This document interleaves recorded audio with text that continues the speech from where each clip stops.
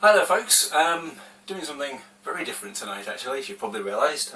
For a start, I'm in shot, which I know is quite unusual in itself, but this particular series of videos that I'm going to do, I didn't think it was really possible to do without me being in shot. So, hello and welcome. What I'm basically going to do, I thought it'd be good to do a series on the guitars that I own. Each one has a little bit of a story behind it, which might be quite interesting. So I thought it would be good to kind of show you these, give you the story, give them a quick demo so that you can kind of see what they look like and have a listen and see what you think. So this little baby is an Ibanez electro-acoustic. Model number I can never remember. It's the AEL10LE-BK. Okay, so the L stands for left-handed, E for electric, BK for black. This is not necessarily my favourite acoustic, but it's the one I fancied playing tonight, because I fancied having a go at open D. So this is tuned to that key.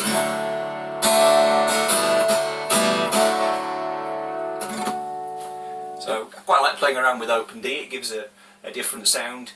It's quite folky, and you can really get that drone from the bottom D, so you can get some really nice Celtic sounds on it, which is really good.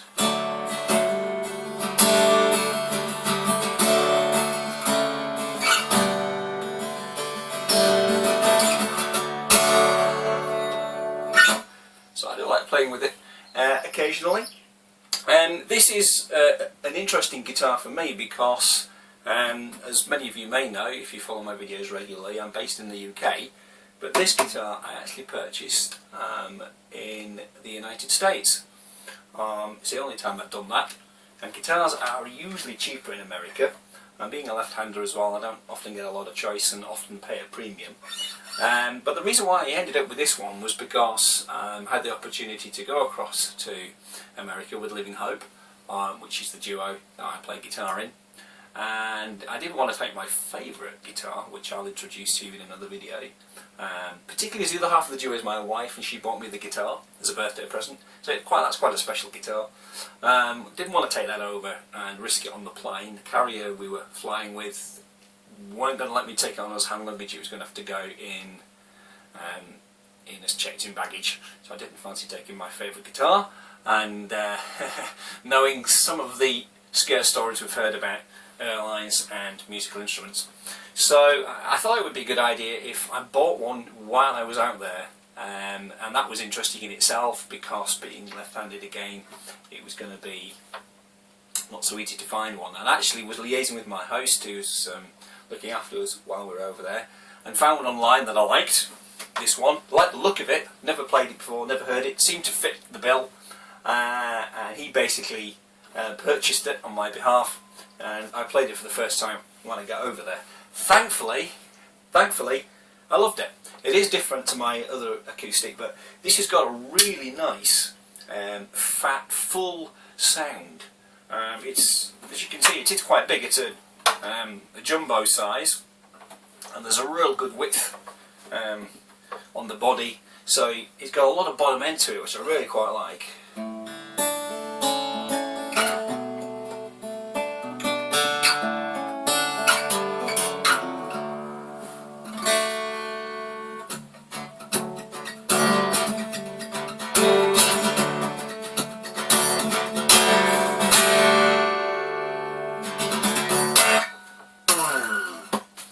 So it just sounds really, really nice. But it's always going to be a pretty special guitar, I think, because obviously first time I'd ever been to America, first time I'd ever played a gig outside of my home country, and just really, really nice. The good feature about this guitar is you can buy them over here in the UK, or you could when they were a current model. This is now a few years old. Was the electrics in the American model were different. The American model had the Fishman preamp system, which is what this has got. And I do like Fishman electrics, and I have to say the electrics in this are pretty fantastic. I played my first gig over there, we plugged it in, no EQ, straight out the box. It sounded absolutely gorgeous. One of the great things about this guitar is, as well as having the usual jack output, it's also got a balanced XLR output as well. So you can turn up to a gig with this, plug it in straight into a desk and play. No need to worry about DIing or anything. And also because you've got a built-in tuner, you don't need to take that with you at all. So this is kind of a travel light guitar. Chuck this in a case and pretty much don't need anything else. So that's a good thing about it. But as I say, I generally leave this tuned to open D. Haven't really set the guitar up for open D, so it's not absolutely brilliant, but it gives me the option to take it back up to concert if I want to. But open D is a great tuning. Don't know if you've ever tried it, just to give you an idea of, well, it's not to give you an idea, I'll tell you what the tuning actually is. So you've got D, A, D, F sharp, A, D. Okay, so you're basically taking your bottom E, tuning it down a step to D. You're taking your G string, tuning it down half a step to F sharp, and then you're taking these two strings and you're tuning them both down a step, so you've got A and D. And it sounds really nice. It's related to Dadgad, of course, which is very similar, except that this string, which is tuned to F sharp, is left tuned to G, and that means when you play it open you get a D sus2. This, when you play it open, you get a D chord. Okay, now it does mean that you're kind of limited in the chords that you can play, but it also means you get some really good coloration. So if I said to play a G on this, well, I never play a full G. It's kind of a G with some other notes added. So that's one way I play a G. That's another way of playing a G. That's another way of playing a G. So it's never a complete G. It's never GBD. It's GBAD or something like that.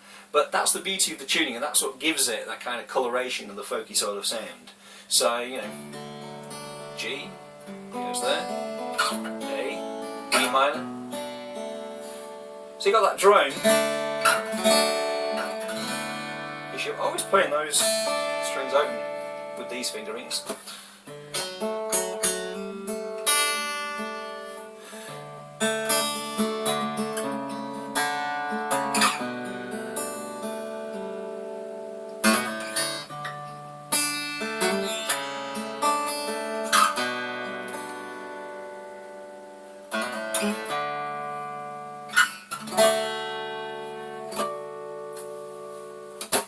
Great, isn't it? You can also go blues on open tunings as well, which is also quite good.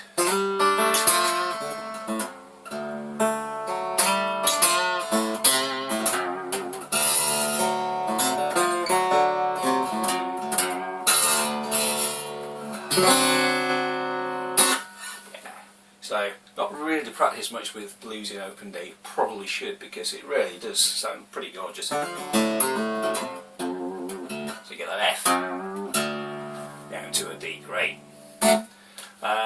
So yeah, what can I say? It's a great guitar.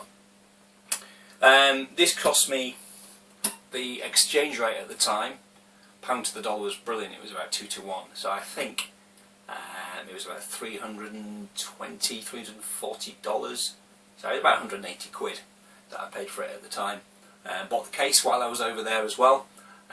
Again, great pound to dollar ratio, so $60–70 case cost me about 30–35 quid, which is great value for a hard case.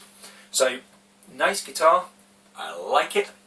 It's the Ibanez AEL10 guitar with the LE and BK numbers in there as well, just to tell you a little bit more about it. But it's basically the AEL10 guitar, and if you do see one of these around, definitely worthwhile picking up. So thanks for watching this video. As I say, there will be some more in this series. We'll be looking at my other acoustic. We're also going through my 2 electrics.